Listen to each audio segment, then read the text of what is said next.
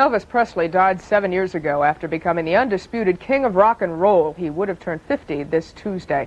As Judd Rose now reports from Memphis, the Presley legend not only lives on, but it's getting bigger and more profitable.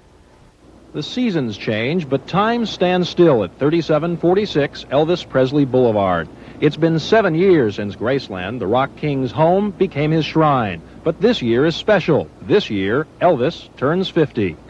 The mayor of Memphis will be here on the Graceland steps on Tuesday to officially declare it Elvis Presley Day. But the fans aren't waiting for that. They have several parties planned, the biggest of which is tonight just across the street. On the menu, peanut butter and banana sandwiches, an Elvis favorite. And of course, there's birthday cake. Betty Page has made one that looks like Graceland. These are the little bodyguards and the Christmas trees, and of course this is supposed to be Elvis, and these are his women. Betty herself is one of Elvis's women. I'm in my own little world. When it comes to Elvis, I'm just in my own little world.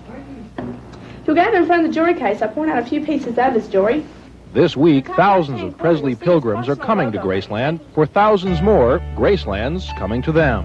Hello, I'm Priscilla Beaulieu Presley, and I'm very aware of what Graceland has come to mean to so many people throughout the world. Elvis's ex-wife has narrated a cable TV tour of the mansion they shared. She came home, and so did E.T. Entertainment Tonight did its own Elvis special, as did Home Box Office, and for just about every local or national TV program, it's now or never. There's even an Elvis rock video. It's one for the money, two for the show, three to get ready, now go, cat, go. Elvis meets MTV through RCA, which has also issued this $50 6-record birthday package. And the man who sold 1 billion records, more than anyone, is selling a few more. When Monday's Billboard magazine comes out, that LP will be sitting there with a bullet at number 96 in the top 200. Second only to Mickey Mouse as the world's most reproduced image, Elvis is out this year on $100 dolls and plastic guitars, on plates and in porcelain, even a grandfather clock. It looks like your traditional grandfather clock, but they used wood from trees at Graceland as to make the clock out of. And if you want something even more extreme, well, don't sweat it. Meet the men who would be king. Elvis impersonators do a thriving business. It's all quite a story. It must be, since everyone's telling it.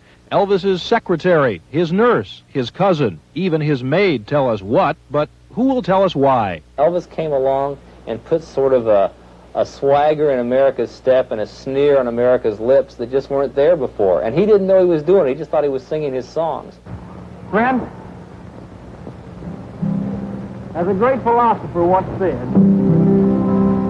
you ain't nothing but... He was nothing but a rocker, but his myth endures and grows. And even as we mark his passage into what would have been the winter of his years, he remains in the mind's eye ever young and vital and raw.